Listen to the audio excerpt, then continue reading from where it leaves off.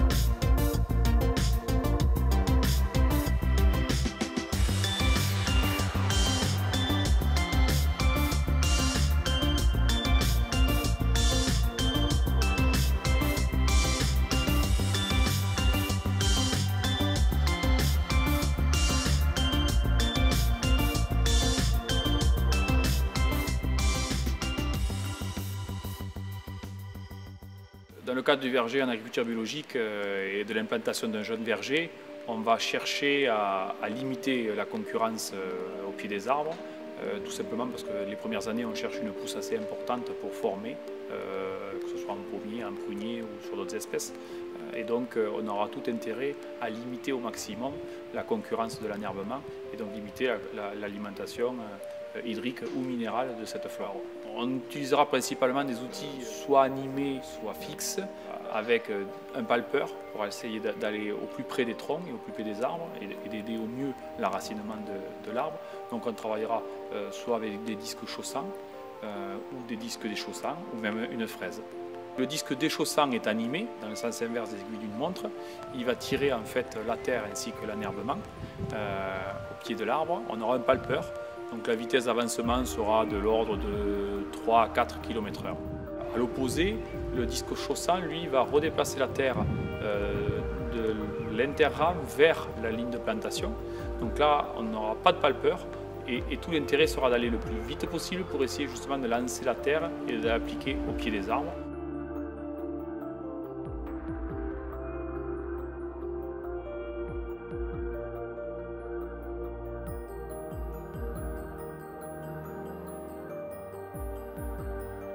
On a également la possibilité d'utiliser une fraise, qui est un outil animé, que l'on utilise plutôt en saison, de par l'inconvénient d'un outil animé qui est la semelle. Donc on travaillera plutôt en conditions sèches.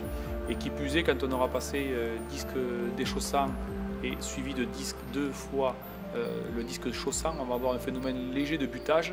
Et donc la fraise va permettre de tout replanifier. Et donc ce sera généralement le dernier travail du sol que l'on réalisera avant la récolte. L'avantage du travail du sol, ça va être déjà de réaliser effectivement un désherbage, donc par un arrachage de l'enherbement, de mélanger, d'incorporer les engrais, de rendre le sol plus perméable, d'améliorer l'activité biologique, mais également ça va avoir un rôle sur la gestion des nuisibles, je pense spécialement au mulot, où on limitera justement le développement des galeries et ça sera un très bon frein à ce type de problématique.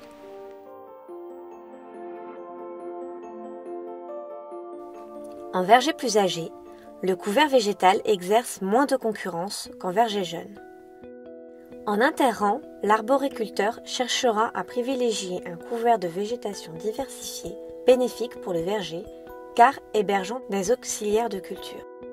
On pourra effectivement avoir une évolution avec un passage d'un verger jeune à un verger âgé par une gestion soit identique, où on continuera à travailler la totalité du pied de l'arbre, donc par les outils que l'on a cités précédemment, ou alors on va pouvoir évoluer vers un système sandwich Ou est-ce qu'à ce moment-là, on pourra laisser la ligne de plantation enherbée? Alors, soit on pourra éventuellement faire des semis, ou laisser de l'enherbement spontané. Et on travaillera donc de part et d'autre du rang avec différents outils. Et même on aura un potentiel d'outils supérieur, puisqu'on pourra même passer par des systèmes d'outils ADA pour travailler de part et d'autre, puisqu'on n'a plus de contact avec les troncs. La maîtrise de l'herbe va se raisonner différemment suivant les situations des vergers et l'objectif des producteurs. Différents outils vont permettre de gérer l'enherbement sous le rang dans un verger. Je passe une brosse métallique qui me permet de canaliser l'herbe au pied et qui me permet de passer, malgré l'irrigation que j'ai au sol, un rang sur 4 pour certains vergers. Cette brosse fonctionne sur l'hydraulique du tracteur, elle est montée sur un châssis à l'avant du tracteur et elle permet par rotation de mâcher l'herbe qui est au pied des arbres. Je passe la brosse parfois en automne pour anticiper, mais surtout après l'hiver, au printemps.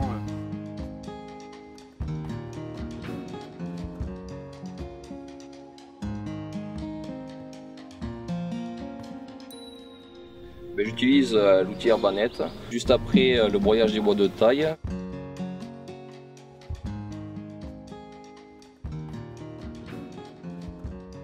Ça me permet de gérer les drageons, les repousses au bas des arbres. J'utilise cet outil à peu près 2 fois par an en fait, en fonction des années. Ça me permet d'avoir vraiment un bon nettoyage au pied de l'arbre.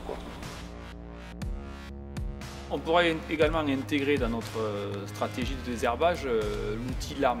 La lame qui va être passée, donc, qui travaille à peu près sur une largeur de 80 cm, va être passée à une profondeur de 5 à 10 cm et va permettre de couper la majorité des racines et de brasser légèrement le sol. Ça a un intérêt important, c'est pour tout ce qui est gestion du chien de dent, puisque le fait donc de l'aérer en été va permettre de vraiment freiner le développement du chien de dent. Donc c'est un outil qui fonctionne également généralement avec un palpeur, puisqu'on ira jusqu'au pied des arbres et qui sera passé à une vitesse par contre un peu plus lente que les autres outils. On peut avoir sur un terrain un poil gras un repositionnement rapide du sol et en fait de la végétation et un nouvel enracinement très rapide et donc une faible mortalité en fait au niveau d'un enherbement qu'on souhaitait réduire. Donc c'est plutôt un outil à utiliser en période sèche.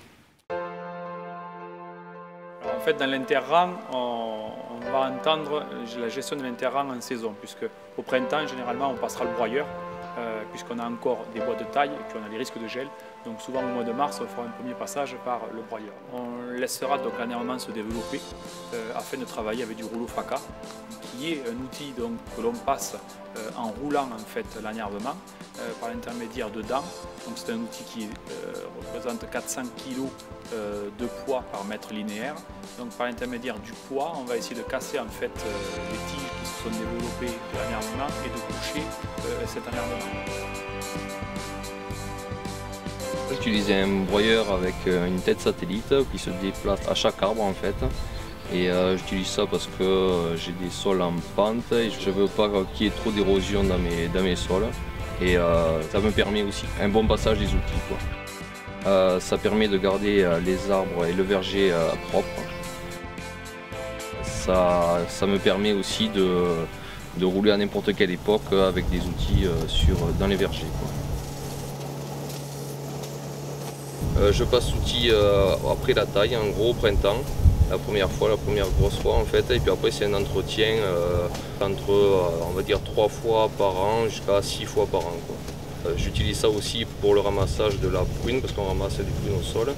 Et dans les périodes humides, on est obligé d'un peu plus garder l'herbe plus rase pour bien voir les prunes. Après on aura un autre outil qui peut être la tondeuse avec éjection latérale, qui permet en fait de faucher l'entre-rang et d'éjecter donc sur le pied des arbres, ce qui va permettre de créer un mulch et donc de limiter le développement de flore au pied des arbres. À l'automne, on aura différents objectifs dans le passage d'outils. on pourra éventuellement travailler superficiellement. Donc là, l'objectif, ça va être de remobiliser l'enherbement, éliminer les mousses, éliminer les mauvaises herbes, et puis un peu réactiver le sol superficiellement. On pourra passer donc un outil de type scarificateur. On pourra après travailler légèrement en profondeur par un outil de type Actisol. Donc là, on sera plutôt sur un travail de structure et de porosité. Et donc on essaiera un peu de remobiliser les zones compactées. Et après, on va avoir encore un troisième travail qui peut-être lui fait beaucoup plus en profondeur par l'intermédiaire d'un décompacteur que l'on passera à l'aplomb de la couronne des arbres, qui aura donc la qualité de couper une petite partie du système radiculaire, donc pour le remobiliser, puisqu'on est à l'automne avec encore un sol assez chaud, donc ça permettra de reproduire de la racine, et également donc de créer des galeries qui permettront une meilleure évacuation de l'eau l'hiver. Voilà. En dehors de ces outils disponibles auprès des fabricants de matériel qui peuvent se révéler onéreux, certains producteurs astucieux se sont adaptés des outils comparables à partir de matériel de récupération. Donc j'ai utilisé un élément d'une bineuse grande culture sur lequel il y a donc une roue de jauge qui permet donc le réglage en profondeur au niveau du travail du sol, et donc sur lequel il y a 5 dents de vibro. Donc on a fait un attelage à l'avant sur le relevage avant du tracteur, déporté par rapport au tracteur, qui permet donc de biner côté droit du tracteur, ce qui permet une visibilité beaucoup plus facile. Derrière l'outil, j'ai fait un petit système de petites griffes qui permettent d'égaliser le sol et qui permettent donc de faire des mottes beaucoup plus petites pour éviter que les fruits s'abîment au sol. Cet outil est intéressant parce qu'il permet donc de travailler en surface sans accrocher les racines, et surtout de régler donc en continu la profondeur de travail du sol. L'idéal, c'est de le passer le plus rapidement possible. L'outil, en général, on le passe nous donc à l'automne, après le passage du compost. On fait un binage là, donc avant les pluies de novembre-décembre. Et ensuite, on reprend au printemps dès que le temps le permet, donc c'est-à-dire un premier passage au mois de mars en général, et après un autre passage au mois de mai.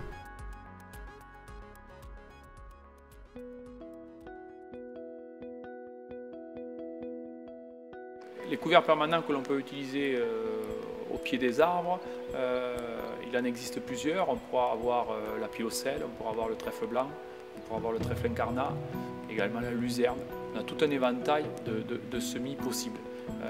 Donc bon nombre d'expérimentations à mener et sur bon nombre d'années pour voir l'intérêt que l'on va avoir, puisqu'on pourra à la fois avoir une combinaison d'un atout pour le sol par rapport à sa porosité. On pourra avoir également un intérêt par rapport à l'attractivité des auxiliaires, la pérennité du semis aussi, la perméabilité du sol pour les infiltrations. Donc on a toute une multitude de paramètres à regarder lors de l'implantation d'un semis. Donc il existe actuellement différents essais, que ce soit en France ou à l'étranger sur des semis. La grosse difficulté, c'est souvent l'implantation. Parce qu'on peut avoir donc une concurrence par rapport à la flore autochtone qui va rapidement concurrencer nos semis. Donc on est obligé de semer avec des quantités importantes de graines. L'introduction d'animaux dans le verger est une solution simple pour la maîtrise de l'enherbement en verger. En plus d'éliminer l'herbe poussant dans le verger, les animaux permettent de briser le cycle naturel des ravageurs et d'apporter de la fertilisation au sol. J'ai une vingtaine de moutons là, sur environ 4 hectares. Ils étaient présents sur l'exploitation et je les ai introduits dans les vergers. Ils entretiennent pratiquement complètement le verger au printemps et à l'automne. Ils me nettoient les feuilles malades et tout ce qui est toutes les prunes véreuses et monillées. Et alors ils m'aident à couper les drageons parce qu'ils les mangent dès le départ, ils les broutent. Comme ça, ils ne se développent pas par la suite. Il faut éviter de les mettre dans des jeunes vergers de 4 ou 5 ans. On y attendre qu'ils soient développés, qu'ils aient à peu près une dizaine d'années. Sinon, bon, ils tirent sur les branches et ils les cassent. Alors. Après, une année sur deux, à l'automne, ça m'arrive de passer la sous-souleuse pour décompacter le sol. Alors pour l'instant, comme animaux, j'ai introduit les poulets parce que c'est la volaille que je fais en parallèle au prunier. Et l'avantage, ça apporte un peu de fumure et surtout ça canalise une partie de l'herbe qu'il peut y avoir dans les vergers. Et aussi pour les poulets, c'est de trouver de l'aliment complémentaire. Les maladies sont souvent dues à des insectes et l'avantage avec les poulets dans les vergers justement, c'est de manger une partie des insectes et donc moins d'attaques par les insectes, moins de maladies. L'inconvénient avec les animaux dans les vergers, c'est de pouvoir les parquer. Et les parquer avec des clôtures fixes, c'est inconvénient parce qu'après on ne peut plus rentrer dans les vergers correctement facilement. Donc je pars moi avec des filets provisoires, des filets qui se déplacent. Et j'envisage de faire une remorque poulailler qui pourra se déplacer d'un rang à l'autre avec de chaque côté un filet déplaçable. En fonction de la configuration de son verger, le producteur doit choisir parmi différentes solutions la manière dont il veut maîtriser l'endarbement de son verger. Il doit cependant garder à l'esprit que l'herbe est une composante du système complexe qu'est un verger. Sa gestion demande une réflexion globale sur son mode de production afin de maintenir un verger équilibré et donc durable. Tout reste à construire et des solutions innovantes restent encore à découvrir et à partager entre producteurs.